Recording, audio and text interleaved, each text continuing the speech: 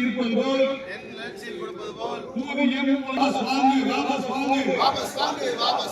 நீதிமன்ற தடை உத்தரவை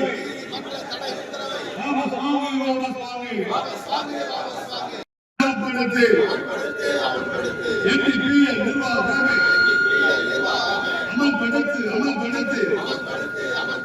உயர்நீதிமன்ற தீர்ப்பினை என்எல்சிக்கு ஒரு பார்வை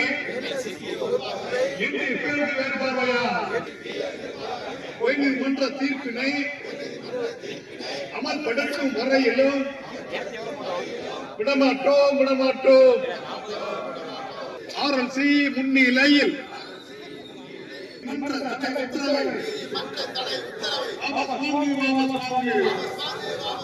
அமல்படுத்து